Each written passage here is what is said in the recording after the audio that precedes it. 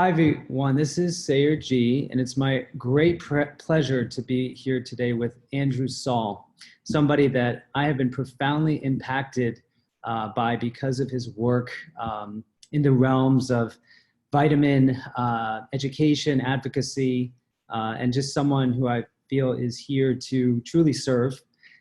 He is editor-in-chief of the Orthomolecular Medicine News Service, a service that I consult when I need guidance on topics such as the one we will be discussing today on vitamin C's relevance in the present pandemic, as well as the fact that he's published probably about 250 peer-reviewed articles on topics relevant to nutrition, as well as 25 books. His resource, dryourself.com, is remarkable because it is a non-commercial, natural healing resource on the internet full of peer-reviewed research. So of course, Agreement Info has a lot of synergy with this sort of project.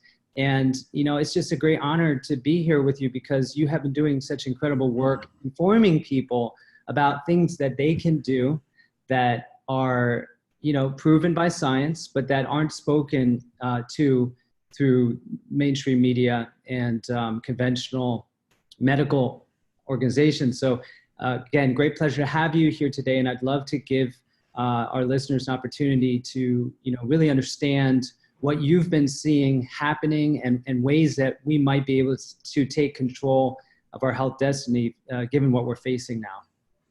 Well, that's an excellent introduction. And I'm very happy to be with you, Sayer, and all of your viewers, because we have a message that is not getting out, and it's a life-saving message. And I'm not saying that for effect. I'm actually kind of quieting down the message when I put it that way. This is really important.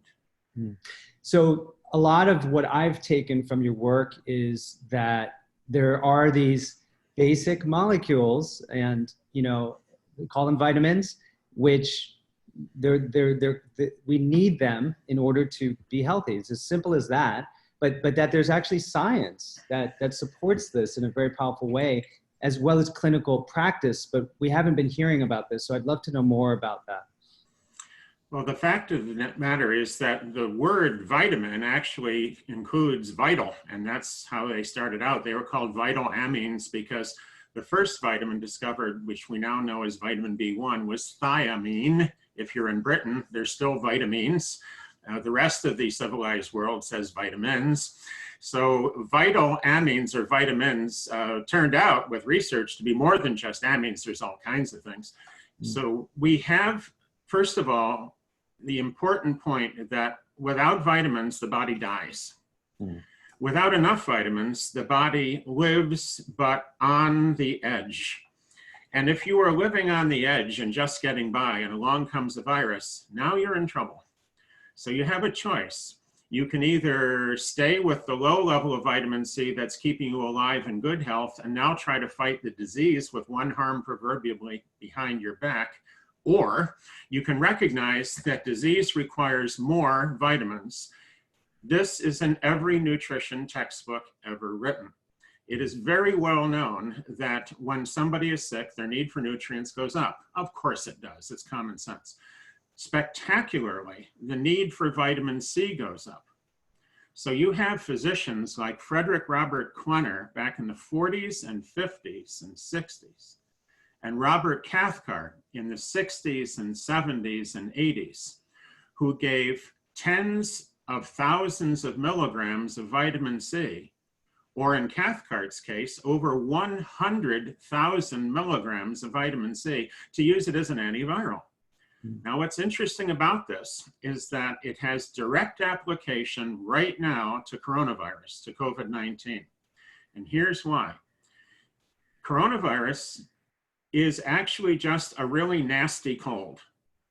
The cold virus is a coronavirus. The SARS virus is a coronavirus. In fact, the SARS virus was far more dangerous than coronavirus 19. The Sars epidemic in the early 2000s had a mortality rate pushing 9%. Coronavirus, even in Wuhan, was only 5%, maybe a little more, maybe a little less, depending who you ask. And worldwide, it's 2% or even 1%. So SARS was far more dangerous. Now, I went to Toronto, Canada, right in the middle of the SARS epidemic, and that's the epicenter of where it apparently was. And we didn't even know. It wasn't even on the media. I went to a medical conference and hardly anybody was there, and I didn't know, and there we were, and we lived, we came home. The SARS severe acute respiratory syndrome is actually what can happen if you have coronavirus. So when you have the virus, in most cases, people will experience very mild symptoms. There are probably people who are experiencing no symptoms, but we don't know that because they don't have any symptoms, so who's gonna look? People who have coronavirus are likely to have a mild case, or they might have a really nasty flu. And influenza is no joke. Influenza is a serious disease, and I'm not in any way making light of it. But it's influenza's progression to SARS and influenza's progression to pneumonia that kills people. It's not the virus. It doesn't matter what virus. It matters how far it can get. Now, in the absence of a vaccine, in the absence of a medication, the only thing you have is your immune system. Many media outlets are actually saying flat out in direct attack on what I'm telling you, that you cannot boost your immune system. Yes, you can. You cannot strengthen your immune system. Yes, you can. We would all agree that you can weaken your immune system. We wouldn't argue about that. Stay up late, carouse, drink a lot of alcohol, do a lot of drugs, lead a crazy lifestyle. Everyone would say that's going to weaken your immune system. Well, my grandmother would say, well, yeah, you can also strengthen your immune system. She's the one who said you have to eat a peck of dirt before you die. Oh, wow. She raised us to recognize that it wasn't the little bugs out there that were going to get us. It was the strength of our own body, and it's your immune system that makes the difference. Who's dying from COVID-19? Elderly people. People that are immune compromised, people that have some kind of disadvantage, something's wrong. Maybe they live in a polluted area. Maybe they're not getting good food. Maybe they don't take supplements. When we take a look at Korea, the fatality rate is under 1%. When we look at Italy, the fatality rate is quite high. I happen to know that in Korea, vitamin C is being used. I'm in communication with a doctor who has done that. He's given IVs of vitamin C to everyone in his hospital, staff and patients. He also gives them a shot of vitamin D, as in Doug, a big slug of that, and he's seeing the results. Now, he's trying to get the word out. They're on YouTube. If you take a look, you'll find a wonderful video done by a young Korean gentleman who's actually, I think, in Australia. And it's had about 1.5 million views, and it's specifically on vitamin C to prevent and treat COVID-19. We don't have this kind of penetration in Korea, in Italy. We're working on it. We're now translating the Orthomolecular Medicine News Service into French and German and Italian, Chinese, Korean, Spanish, you name it. We're trying to get the translations out there. In the meantime, you have Google Translate, which does a pretty good job. Yeah. But we are trying to get this information more into Italy, and right now it is in fact being addressed. It's not easy to do. Wow. So people that have more vitamin C are less likely to get the illness, and if they do get it, they're more likely to have a mild case. And if they have a nasty case, maybe they'll have the flu for a week or two. Nobody likes that. It's miserable. You're sick, but you don't die. And job number one is not dying. That's the first thing. Woody Allen said, I don't want to become immortal through my work. I want to become immortal by not dying. And this is the kind of attitude we need right now. Even a small amount of vitamin C.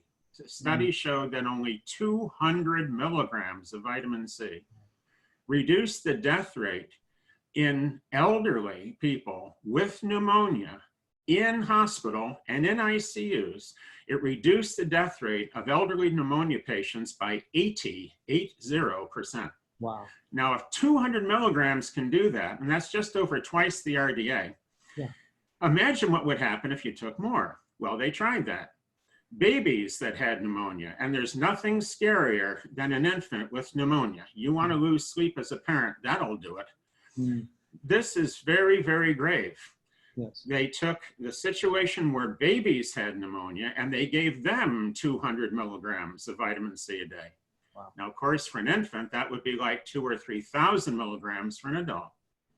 And the babies had immediately, in one day, their oxygen levels come up.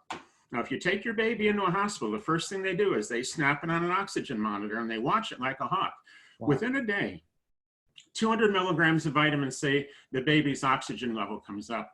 The mortality plummeted and the duration of the illness was shorter. What type of vitamin C was being administered? You can be sure that if it was oral vitamin C, they would have used ascorbic acid because most vitamin C research uses ascorbic acid. If it was intravenous, you can be pretty sure it was sodium ascorbate.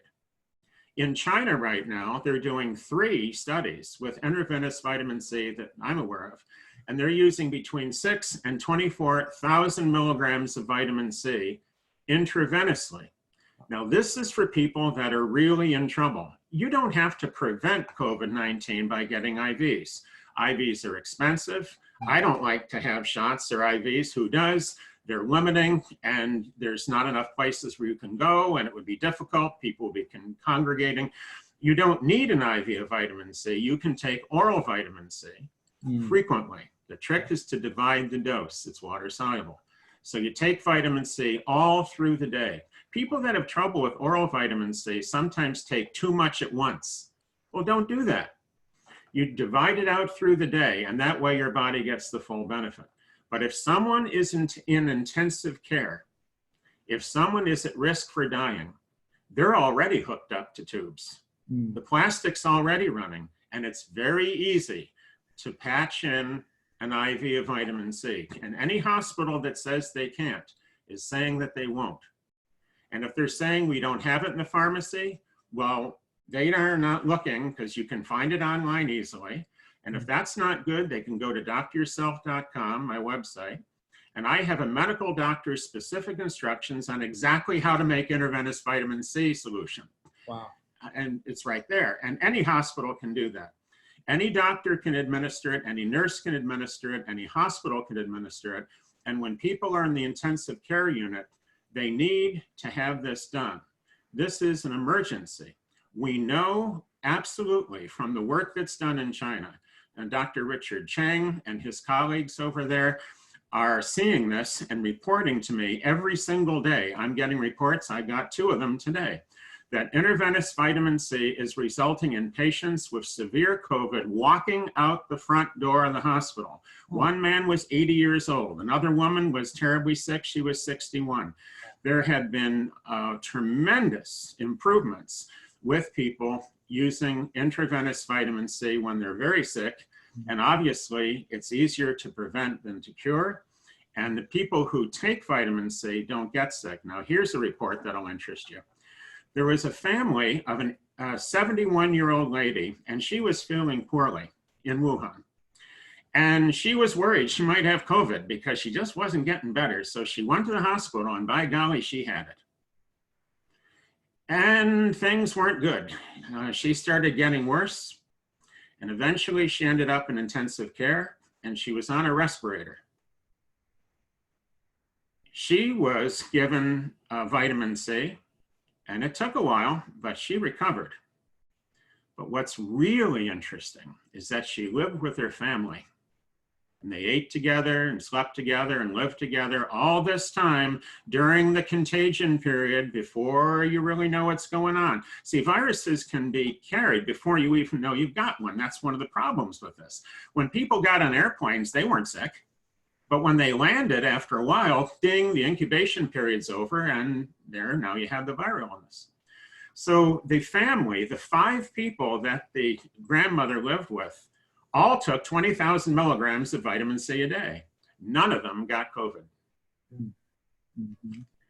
Try to get this out on Facebook and you get blocked. I've been in Facebook jail for over a month. Oh. My posts are blocked. One of them reached 1.2 million people, and Facebook said enough of that.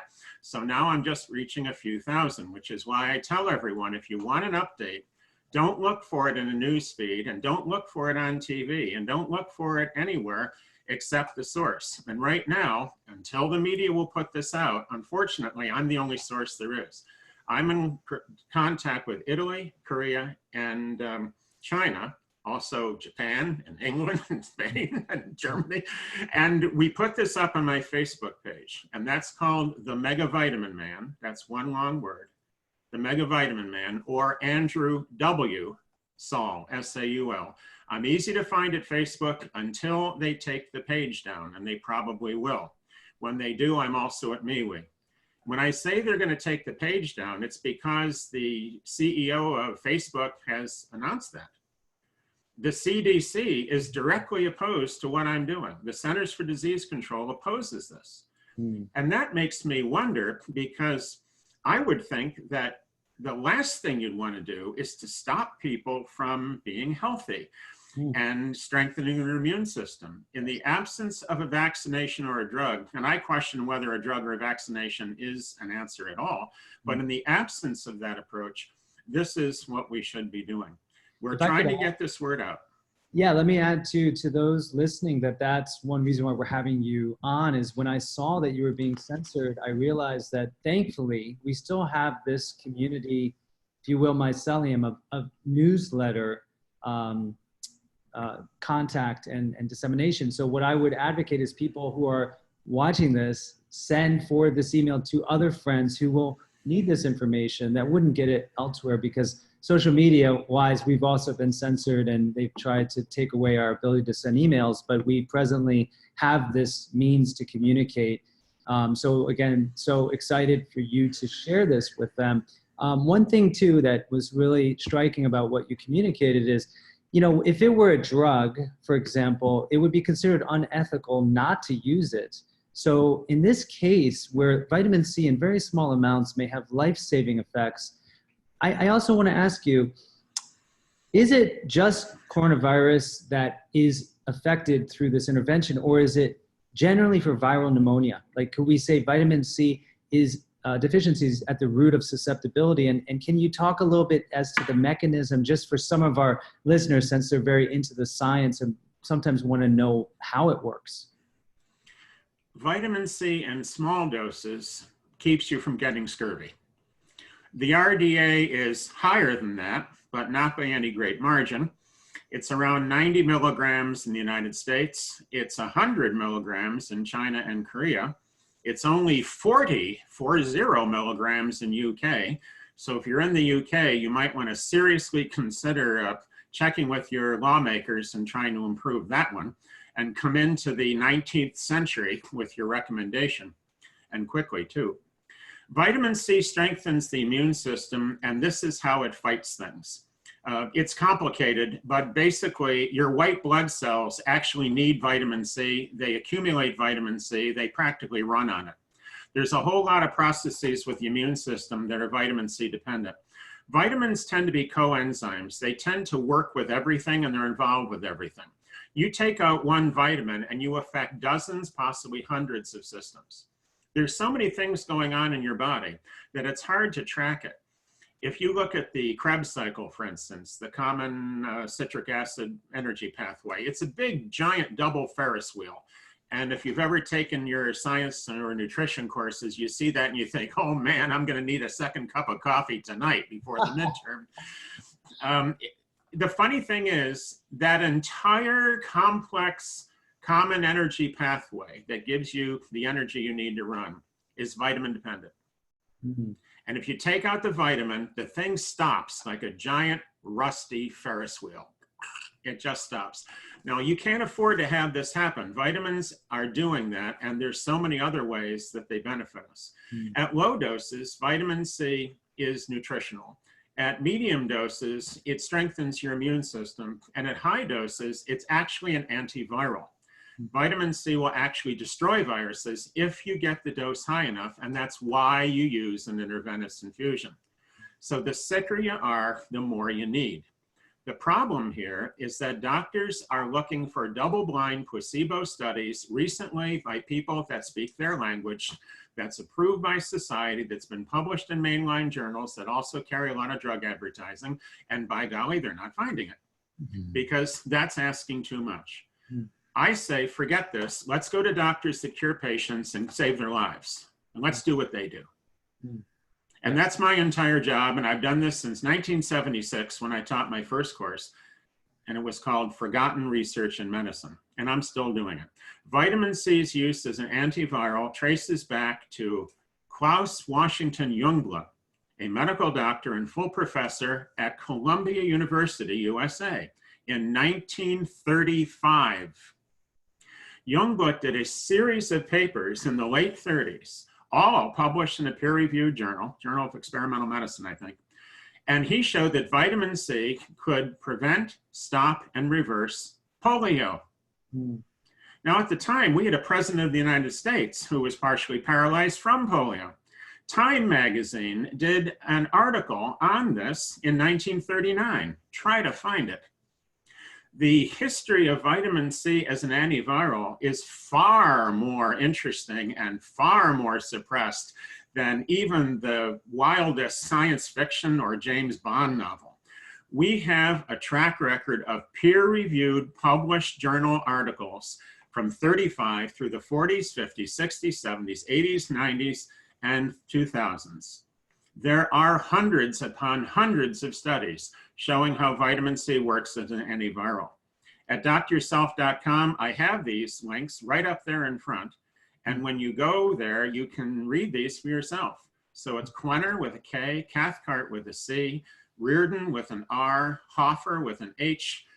Everybody's heard of Linus Pauling, but Pauling actually didn't do a lot of research on C himself. He went back and looked at the research that had already been done that was being ignored. This is why we can say it really is an organized effort to keep this information from the public. I wish I could make that up because I don't usually go for conspiracy theories, but every once in a while you have to call a spade, and this is one of those times. This information is hidden in plain sight. Here's how bad it is. The historical pages on Dr. Quenner and Dr. Cathcart were deleted by Wikipedia. Now that's the type of thing when I was a boy, I was told that Stalinist Russia did. Not the United States, not the United Kingdom, not the Republic of France. No, no, no, no, no, no. This was something that was done by totalitarian governments. And we are actually seeing that right now. Wow. The World Health Organization, and this is documented, find it on the internet, the World Health Organization had a meeting with Facebook and Google and Amazon and actually told them they want them to stop the spread of this information. Yes. Well, that's right from the top. Amazing. Well, you know, there's so much need for this information. And from what I can tell, based on what you've reported, in China, you know, sort of ground zero for this event, they have been using vitamin C successfully. And yeah, I'm just curious if you could share more about what they've done clinically there and, you know, why that's relevant to us. The most outstanding point is that the government of Shanghai has officially announced that they want vitamin C used in treating COVID patients. It's finally up at the Shanghai government's website. At first, it was put up in another website. We think it might have been the Chinese way of doing things, the way their government works, that they were sort of doing a trial balloon on it. But the word got out, and now the government of Shanghai owns what they decided. Their expert committee of some 35 doctors all got together, and they specifically recommend intravenous vitamin C in high doses for COVID patients. Now, this is the government of Shanghai. That's just one example, and there's others. We have several hospitals that are doing this, and they're reporting success. At my Facebook page, I have all of these up to the minute reports on who's getting better and who's doing what. And we are waiting for additional confirmation. There's going to be more coming. So if you're interested in staying up with this, you're going to have to come to me because Facebook will not let me come to you. dryourself.com, primary place to visit, correct? Dryourself.com is the educational website and the largest archive. It is peer-reviewed and non-commercial. My Facebook page is the most recent. So between the two of those, that will help you. And you can go right to the Orthomolecular Medicine News Service, and you can have a free subscription by email. We've been doing the Orthomolecular Medicine News Service now for 16 years. Doctor Yourself's been up for 21. If you go to the archive of the Orthomolecular Medicine News Service, you can read all the press releases we've been doing over the years showing how vitamins prevent and cure real illnesses. Wow. And we have done about a dozen of those since the beginning of 2020. People who want to have the links to the references to the research, they are in our press releases. Remember, every one of our press releases has gone past the review board. And our editorial review board contains 41 doctors and academics.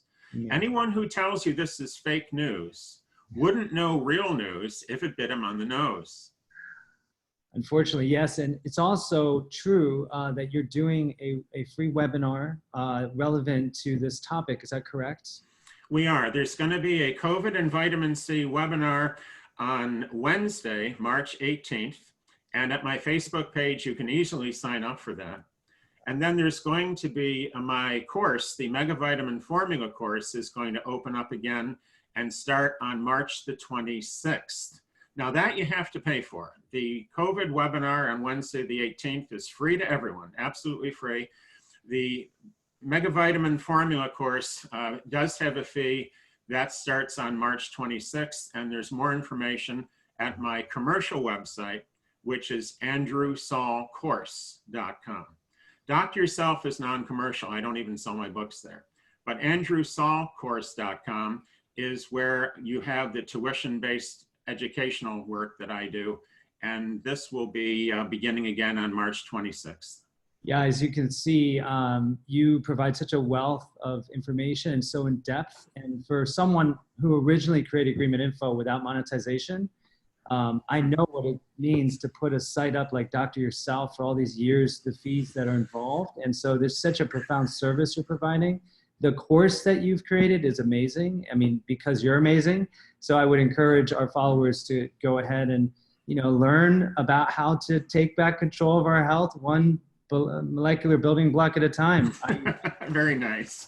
Yeah, it's true.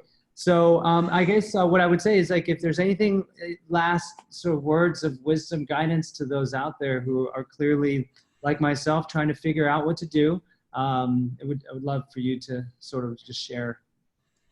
Well, we've done a number of videos. Some have been translated into Korean, and we have all of these available through my Facebook page at the moment, or you can just search or go to my YouTube channel, again, until YouTube deletes. They have already deleted some of my work, YouTube has, because it violated their community standards. My followers, on the other hand, immediately put the videos back up about 7 times, so you can still find them. And when in doubt, you can go to the Facebook page because we have all of that live. Watch these videos and pay special attention to what's going on in Korea and China. People are being cured of COVID-19 with high-dose vitamin C, and you are not seeing this on the news. Why is that? Now, the Orthomolecular Medicine News Service has been tapped into the media and feeding them press releases for 16 years. They know we're out there because the New York Post criticized us.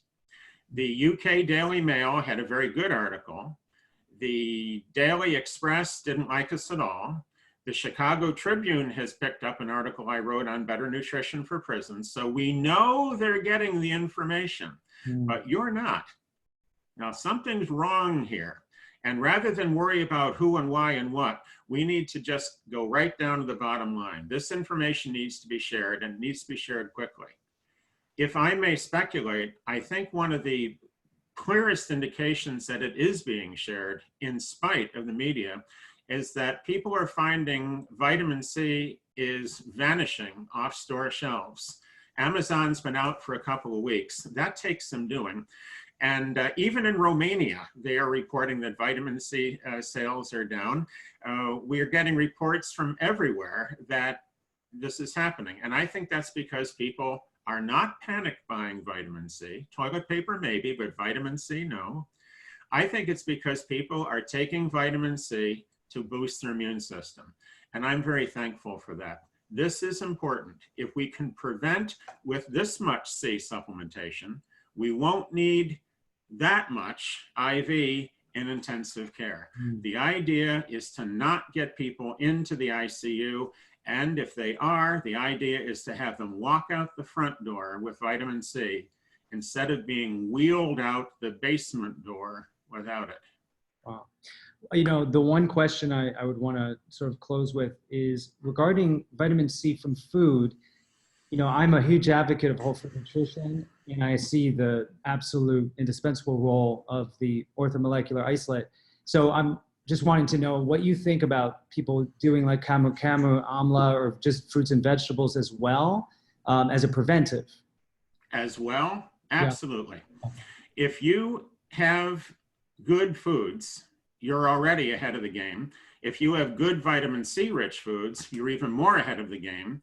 If you take extra vitamin C, the fraction, the ascorbic acid, that has almost all the clinical track record, then you're really in business.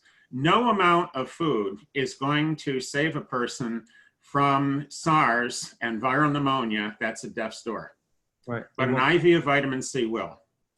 And in terms of prevention, any way you get your C is fine with me. What you can afford has a lot to do with it. Now, ascorbic acid is cheap. You can buy ascorbic acid at a big box discount store for a very low price. And a lot of people are on a budget, and this is good news for them.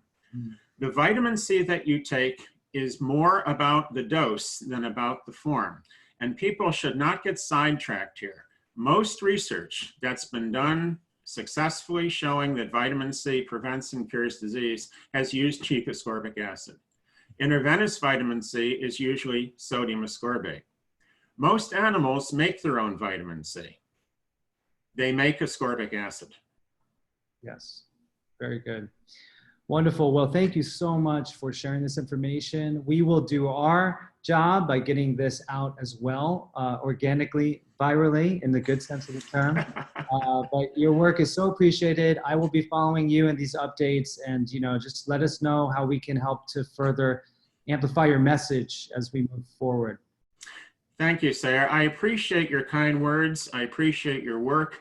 And I especially appreciate your personal encouragement, because this is the time when, for the first time in a long time, we realize that no matter where we are in the world, right now, we really are brothers and sisters. We are all in this together, and we have to make this work, and we have to make it work right away. Beautiful. Thank you so much. I totally agree. Okay.